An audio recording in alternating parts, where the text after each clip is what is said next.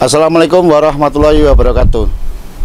Salam sejahtera, namo buddhayo.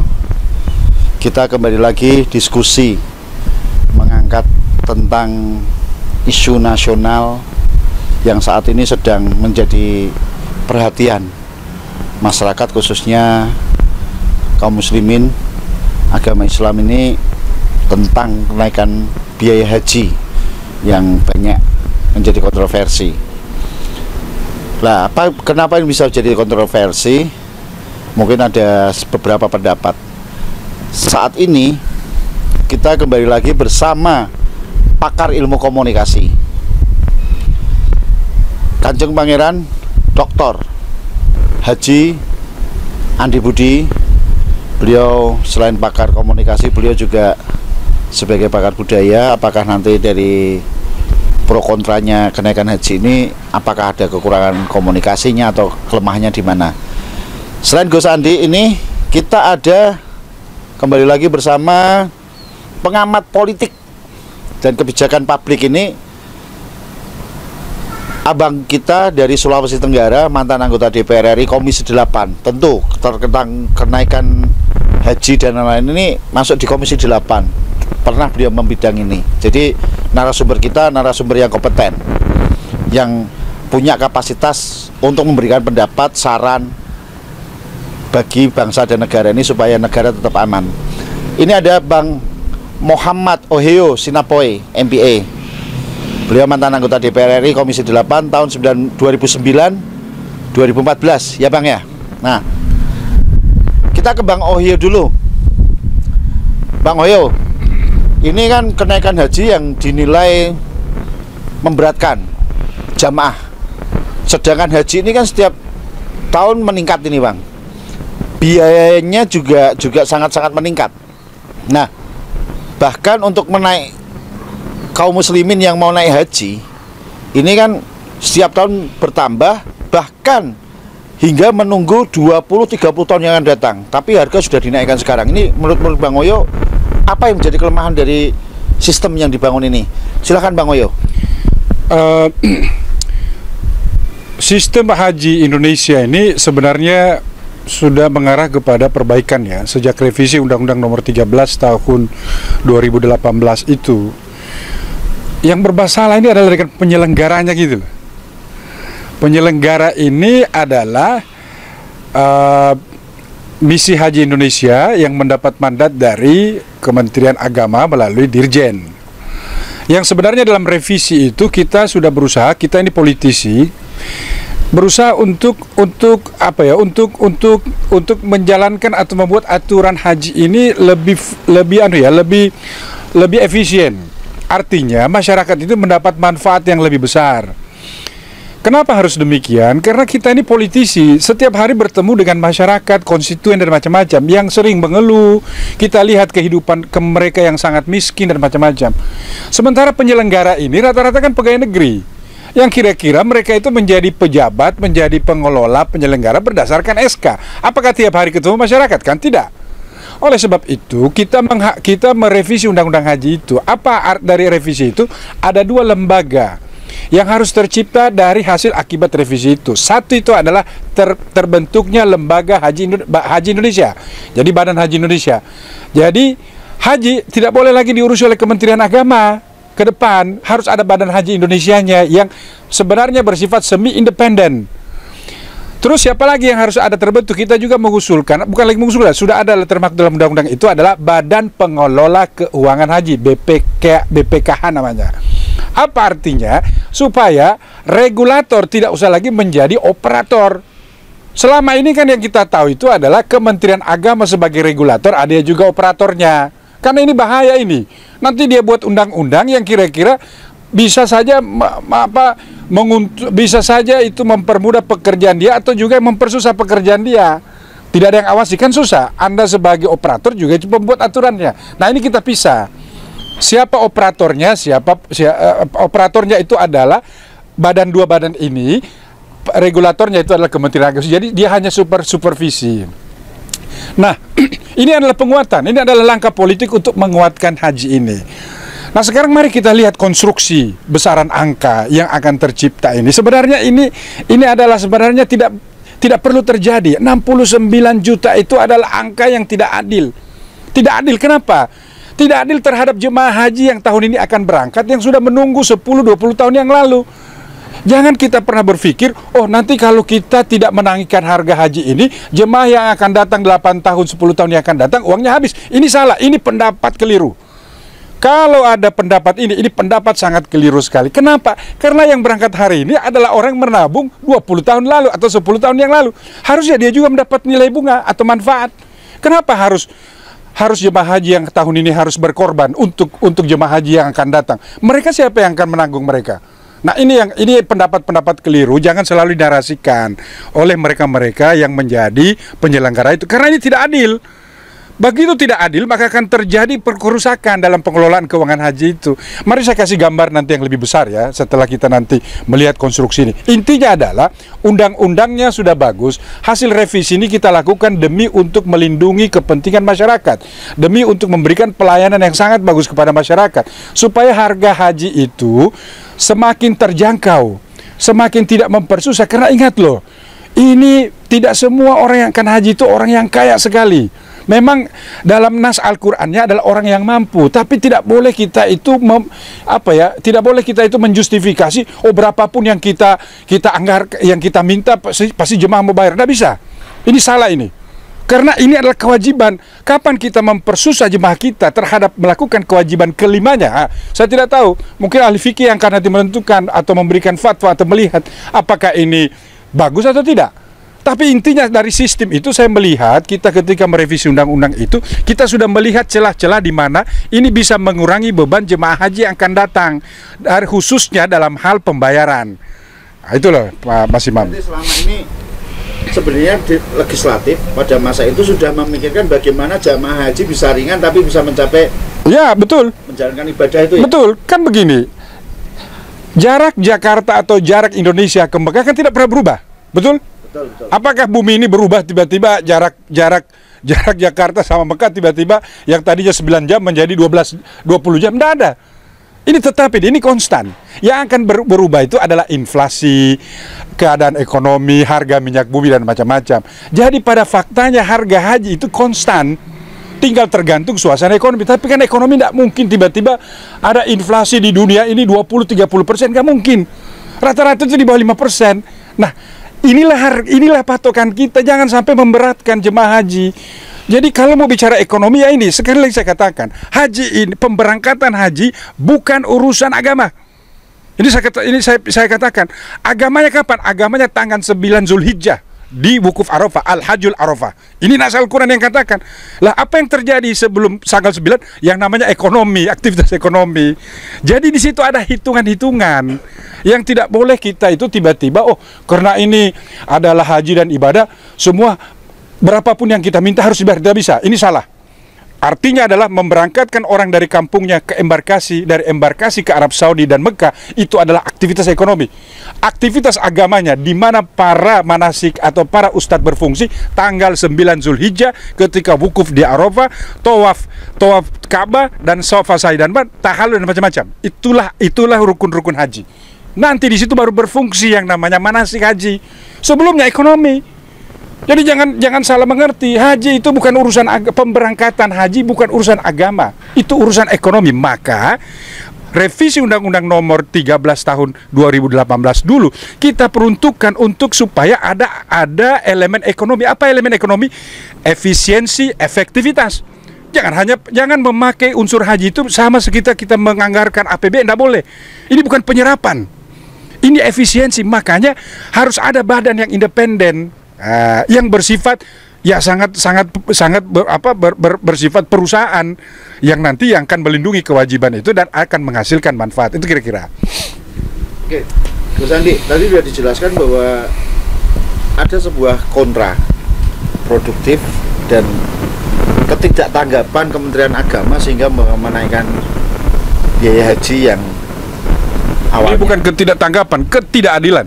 Dan kemungkinan besar ketidakpahaman atau sengaja tidak paham. Oke, berarti dinilai Kementerian Agama ini tidak tanggap, tidak paham, tidak mengerti tentang haji. Nah, sehingga mereka berpikir menaikkan harga itu dianggap tidak memberatkan jamaah. Padahal tadi yang disampaikan oleh Bang Ohio bahwa haji yang berangkat tahun ini adalah haji yang sudah menabung 20 atau 30 tahun yang lalu. Nah, ada masalah apa nih Bang Gus Andi? Ada masalah apa nih? Apakah karena memang Kementerian Agama yang tidak paham dengan komunikasinya, dan paling tepat usulan apa yang bisa didengarkan oleh Kementerian Agama ini untuk supaya tidak menjadi kegaduhan di umat Islam? Padahal di Indonesia itu hampir 80-90% itu umat Islam yang berharap jadi haji. Menurut ilmu komunikasi ini apa yang harus dilakukan? Ya, Mas Imam, jadi teman-teman semua, situasi ini saya ingat dalam teori komunikasi ini sepertinya terjadi teori dramaturgi ini. Teori dramaturgi itu adalah teori yang mengedepankan sebuah proses dialektika. Di situ ada front state dan ada back state ya. Jadi sekarang ini terjadi front state, artinya seluruh statement, pernyataan-pernyataan yang dilakukan oleh otoritas untuk menaikkan ongkos naik gaji ya, istilahnya ongkos naik gaji dari 39 juta berapa menjadi 60-an juta ya, berapa ya. Dan ini masih retorika, artinya otoritas ya, pemerintah dalam ini Kemenak mungkin sedang melakukan hitungan, mengkaji, dan timbullah angka itu. Nah, saya kira teori dramaturgi ini bagus sekali dipakai. Artinya harus dilakukan komunikasi lebih lanjut supaya backstage-nya ini jalan. Backstage itulah terjadi komunikasi antar stakeholder, memperhatikan aspirasi masyarakat dan sebagainya. Sehingga menurut saya apapun yang terkait dengan perkembangan ekonomi dan sebagainya, dengan melihat kondisi masyarakat kita yang mayoritas kalau ikut ongkos naik gaji yang reguler, itu tentu mereka kebanyakan masyarakat menengah ke bawah, masyarakat di desa-desa yang terbanyak itu. Dan cara mengumpulkannya uang itu memang susah payah. Mengumpulkan sedikit demi sedikit, nabung, dia bayarkan untuk mendapatkan satu porsi ya. Kemudian ada yang menjual ladangnya, menjual sawahnya, menjual harta benda yang lainnya, ternak dan sebagainya. Nah, hemat saya kelayakan itu mestinya naiknya ya 5-10%. Ini tanggung jawab pemerintah loh ya. Pemerintah itu sebagai regulator, otoritas yang mengatur proses naik gajinya dari masyarakat ini, dia harus memberikan keringanan yang luar biasa. Jadi kalau naiknya kira-kira 10% ya mungkin tidak sampai 50 juta, ya mungkin 40-an berapa itu. Dan itu masuk akal, karena apa? Sekian uang yang terkumpul dari jemaah haji, ribuan orang itu, kalau dibungakan berapa? Belum lagi ada kebijakan di BPKH itu bisa memberikan pinjaman ke kegiatan lain yang tentu akan memberikan keuntungan itu. Keuntungan harus dikembalikan ke jamaah ya, dengan cara ya tadi bahwa harus ada subsidi yang luar biasa yang bisa membuat efisiensi. Kalau nuruti hitungan-hitungan kertas dengan idealisme dan sebagainya ya memang ketemu, tapi masyarakat kan dikorbankan. Jadi harus ada efisiensi apa yang disampaikan dari segi transportasinya, dari segi pemondokannya, dari segi fasilitas, biaya hidup, makan dan sebagainya. Ini harus diefisiensikan sampai pada titik di mana tidak mengganggu dan tidak mengurangi rukun haji, tapi masyarakat bisa datang ke sana. Nah, masyarakat kita ini kan sudah berharap dalam kurun waktu sekian mereka akan naik gaji. Bagaimana kalau pada saatnya jatuh tempo beliau sudah mau diberangkatkan untuk menambah lagi? Padahal proses-proses naik gaji itu buat masyarakat bawah itu sebenarnya luar biasa kos yang harus dikeluarkan. Dia harus menyiapkan uang cadangan lebih untuk meninggalkan keluarganya. Kemudian ada proses-proses tasyakuran, selamatan, belum lagi nanti beliau harus bawa bekal sebagai tanda mata, oleh-oleh, balik lagi ke tanah air, syukuran lagi dan sebagainya. Nah, ini harus dihitung sebagai sebuah kebiasaan yang baik di masyarakat, sebagai tanda syukur, memberikan motivasi pada masyarakat lainnya supaya berhaji. Nah, oleh karena itulah teori dramaturgi ini harus dilakukan dengan baik oleh otoritas dan akan mencapai titiknya di mana hasil dari teori dramaturgi itu menghasilkan keputusan yang bisa menyenangkan masyarakat banyak. Artinya ongkos naik haji itu ya ojo nemen-nemen, ya mundae 10%, nah bahasa Jawanya begitulah gitu. Itu Mas. Berarti teori dramaturgi komunikasi ini yang perlu diperhatikan oleh otoritas ini ya guys ya. Oke. Kembali lagi ke Bang Oyo, kalau tadi dikatakan kenaikan yang relevansi yang sangat relevan itu antara 5 sampai 10%. Ini kan naiknya kalau dari 39 jadi 69 itu kan hampir 100%. Ya. Ini yang diuntungkan siapa ini? Yang diuntungkan ini adalah penyelenggara pasti. Ya. Saya tidak menuduh keuntungan ekonomi ya. Saya tidak menuduh keuntungan ekonomi, tetapi pasti ada yang diuntungkan. Pasti ada kelebihan. Pasti ada efisiensi di lapangan dan macam-macam. Tapi bukan itu poinnya. Poinnya adalah memaksa jemaah haji untuk menutupi biaya setoran awal menjadi 69 ini luar biasa besar. Akan terjadi efek banyak, kira-kira 70% orang tidak jadi berangkat karena tidak punya duit tiba-tiba. Terus katanya udah ada subsidi, itu gimana? Lah itulah yang ingin saya buka sekarang. Sekarang begini ya. Coba kita cari tahu. Mungkin anggota DPR Komisi 8 itu bisa mengungkap berapa sih uang yang terkumpul dari uang setoran awal hari ini, dari misalkan 2,5 juta atau 3 juta calon jemaah haji. Anggap kalau rata-rata itu adalah 30 juta, kan berarti ada uang kira-kira, tapi menurut anggota Dewan ada uang 160 triliun. Apa artinya 160 triliun? Kalau 160 triliun kita bagi menjadi kuota Indonesia 220.000 jemaah, berarti masing-masing kepala itu mendapat 720 juta, hampir 1 M. Apa artinya? Kalau kita bagi 90 juta dari 720 juta itu tadi, berarti ada waktu 8 tahun. Kan 90 juta itu kan adalah angka yang kira-kira mau dinaikkan, ya. Bagaimana kalau kita misalkan menaikkan hanya 50 juta? Berarti ada angka 40 tahun uang itu aman untuk siapapun yang menabung hari ini sampai 14 tahun yang akan datang. Jadi sebenarnya tidak ada cerita suasana krisis di dalam pengelolaan keuangan haji.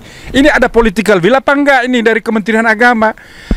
Kenapa sih dari dulu kita itu memberikan kewenangan kepada Kementerian Agama untuk mengelola haji ini? Kenapa? Karena kita yakin negara itu nggak mungkin ngakal-ngakalin masyarakatnya dibanding dengan kalau kita serahkan kepada tour and traveling. Kalau tour and traveling nggak dia cari yang mana yang untung buat saya ini. Kalau negara pasti nggak mau, nggak usah cari untung negara. Yang penting dia bisa mengelola uang ini, dia terjaga dan mampu menempatkan nilai manfaat. Itulah amanat Undang-Undang Nomor 13. Bukan ontran-ontran, oh karena saya negara, saya menaikkan suka-suka, nggak boleh. Ini salah ini. Negara berarti tidak berpihak kepada rakyat dalam kasus ongkos naik haji ini. Ini ingat sekali lagi, ini adalah kewajiban dari seseorang warga negara ingin menunaikan ibadah haji. Jangan dipersusah, harusnya dipergampang. Ini belum kita ungkap loh, ini anggota Komisi 8 pasti ngerti apa itu indirect cost, apa itu direct cost, apa itu living cost. Dan ini ada elemennya semua yang tidak serta-merta naiknya itu selangit, itu nggak mungkin itu. Apalagi kita ini memiliki kewenangan atau mengelola uang ini tidak pernah kita investasikan di mana-mana. Jadi hati-hati. Jadi Kementerian Agama dalam konteks atau dalam hal ini harus betul-betul berpihak kepada rakyat, berpihak kepada kepentingan masyarakat sehingga masyarakat ini mendapat kemudahan. Jangan melihat suasana yang tidak punya justifikasi ekonomi terus kita mengambil langkah-langkah, ini kan bahaya ini. Berarti kalau dinaikkan seperti itu, pemerintah tidak berpihak pada masyarakat yang akan datang. Otomatis pendapat politik kita berarti pemerintah dalam hal ini tidak berpihak kepada masyarakat. Pesan apa yang untuk anggota dewan ini? Pertama, berusaha untuk menolak kenaikan ini. Karena justifikasi kenaikan tidak ada dalam sisi ekonomi. Kenaikan dari sektor mana? Masyair misalkan. Masyair itu kan adalah ongkos aktivitas operasional oleh Arab Saudi di sana. Itu pun naiknya tidak misalkan 100%, tidak ada itu. Apalagi misalkan kenaikan, apalagi misalkan kenaikan fuel, atau kan begini. Kita harus patut mengerti bahwasanya ongkos naik haji itu kira-kira operasionalisasinya untuk seluruh jemaah kita itu rata-rata antara 6 sampai 7 triliun. 51% adalah angkutan udara. Sisanya itulah yang pericilan-pericilan ini. Ada living, ada pemondokan, ada cateringnya, ada. Itu di bawah 50%. Yang 51% ini adalah penerbangan udara. Ini yang mahal. Nah, pertanyaan kita secara dasar, naikkah harga oli pesawat udara itu sampai 200%? Kalau tidak naik berarti enggak. Sementara harga oil ini tidak terlalu naik-naik amat walaupun ada perang di Ukraina. Nah ini yang saya nggak ngerti itu apa komponen yang harus dinaikkan sehingga menjadi hampir 100%. Jadi pertama sebagai seorang politisi, Komisi 8 harus menolak dan meminta pertanggungjawaban terkait dengan apa ini, kenaikan apa ini, sebenarnya apa yang terjadi. Hitungan saya kalau dari angka-angka ini masih aman uang ini. Kalau 90 juta konsepnya dinaikkan masih aman 8 tahun kalau dipaksa. Tapi nggak usah dipaksa, 50 juta aja atau 44, di bawah 50 lah. Masih aman uang ini selama 14 tahun ke depan. Buat siapapun yang akan berangkat 14 tahun ke depan menabung dari hari ini. Nah, itu kira-kira. Jadi intinya bahwa dalam diskusi ini kenaikan biaya haji itu sudah tidak relevan ya. Sudah tidak relevan. Sudah tidak membela masyarakat umat Islam ya. Otomatis kita begitu. Oke, berarti merugikan masyarakat ya. Tidak merugikan tetapi tidak adil. Nah, tidak merugikan, ini tidak rugi. Karena ini kan ibadah ini. Tapi kan ada unsur ketidakadilan ini. Oke. Di mana saya sudah menabung 20 tahun lalu kok saya disuruh nambah lagi. Terus alasannya kenapa harus nambah? Kok karena harga naik dan kalau kita pakai uang sekarang jemaah yang akan berangkat 20 tahun yang akan datang tidak ada lagi uang. Lah, saya menabung 20 tahun lalu siapa yang nanggung? Bunganya kemana? Gitu kira-kira. Ini ketidakadilan. Oke, mungkin ini dulu. Sebelum kita tutup, kalimat terakhir Gus Andi, pesan untuk pemerintah dan kepada jamaah haji supaya di dalam jamaah haji tahun ini bisa berjalan lancar dan menjadi haji yang mabrur. Ya, Gus Andi. saya kira kembali lagi gunakan teori dramaturgi. Jadi backstage-nya harus jalan, pemerintah harus melakukan banyak kajian dan mengadopsi pendapat tokoh, pendapat institusi lain, DPR dan ormas-ormas lainnya. Karena ormas-ormas ini juga tentu punya upaya untuk menyuarakan aspirasi masyarakat yang tidak mampu mereka melakukan sendiri, aspirasi itu disampaikan. Kedua, ya mawas diri lah, artinya masa sih naiknya segitu tajam. Kalaupun naik ya seperti yang saya sampaikan ya maksimal 10%. Saya kira rakyat akan menerima itu. Syukur-syukur tidak naik, nah syukur-syukur bisa turun. Ya seperti yang disampaikan Pak Wio, artinya kalau manajemen dana keuangan haji itu bisa dilakukan secara profesional untuk meningkatkan pendapatan lain, kan bisa mensubsidi, mensupport ongkos naik haji. Ingat, masyarakat kita ini sudah getol ingin memenuhi kewajiban sebagai umat Islam, menjalankan rukun Islam. Artinya rukun Islam itu akan terlaksana kalau pemerintah memberikan support, memberikan fasilitator yang baik. Pemerintah tidak memberikan fasilitator ya nggak terlaksana. Beda dengan masyarakat yang mampu ya melaksanakan UNA Plus, berapapun dibayar, mau 100 juta, mau sampai ada yang 200 juta pun dibayar, sampai 500 juta pun ada yang dibayar. Artinya tidak menjadi ukuran untuk masyarakat luas. Masyarakat luas itu ya kepinginnya haji reguler yang murah secara ekonomi, mereka mampu. Dan tentu ini akan menjadi bagian penting buat negara muslim terbesar di Indonesia ini. Artinya masyarakat berbondong-bondong untuk naik haji. Bang Oyo, kalimat terakhir, apa yang menjadi pesan dan tekanan kepada publik maupun kepada pemerintah supaya ini tetap kondusif, haji tetap berjalan secara mabrur? Saya tidak ingin menekan pemerintah, tapi saya ingin memberikan edukasi kepada masyarakat. Berapa sih layaknya harga haji itu? Lihat saja haji reguler, lihat saja umroh. Umroh kalau 29 juta atau 35 juta, itulah sebenarnya haji sesungguhnya. Hanya haji ini dilakukan dalam waktu tertentu. Sama semua, prosesnya sama dengan umroh.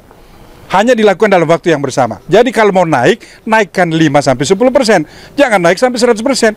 Ingat loh, sekali lagi, ini kita lagi menjalankan kewajiban kita membantu masyarakat untuk menunaikan ibadahnya, bukan menyulitkan. Sampai dia tidak berangkat ke haji gara-gara hal ini, maka berarti kita berbuat sesuatu kesalahan. Mungkin dosa, mungkin judulnya, mungkinlah kezoliman, atau mungkin macam-macam. Sekali lagi, edukasi terhadap masyarakat, harga haji sesungguhnya, lihat berapa harga umroh. Karena itu sama saja, harga umroh itu kan bisa kapan saja, harga pesawat bisa, tapi ini kan sama saja, tidak berbeda. Anggap naik 5-10% masuk akal. Jadi menurut saya, hemat saya, anggota DPR perlu, Komisi 8 khususnya perlu melihat. Pemerintah juga pun perlu menerapkan azas keadilan di dalam penetapan atau kenaikan harga haji ini. Saya tidak bilang ini harus mahal atau tidak, tapi adil lah.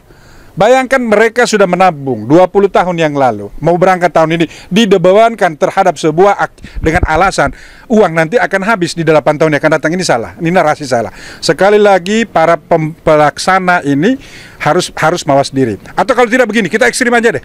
Mumpung sudah ada revisinya, kenapa tidak ditender haji ini? Kalau berani. Siapa yang melaksanakan? Badan Haji Indonesia. Siapa pelaksananya? Ya seluruh pengusaha haji dan umroh ditender. Misalkan kawasan ini sekian, kawasan ini. Kalau berani. Sampai saya kan tidak berani. Karena sampai hari ini turunan dari Undang-Undang Nomor 13 itu baru tercipta tahun 2021. Nah ini saya hanya menghimbau kepada kawan-kawan yang ada di DPR, coba lihat konteks politik, konteks sosiologi, konteks ekonomi. Ini penting. Karena inilah fungsi negara, menyelamatkan masyarakat, melaksanakan kewajiban sebagai penyelenggara untuk masyarakat Indonesia. Terima kasih.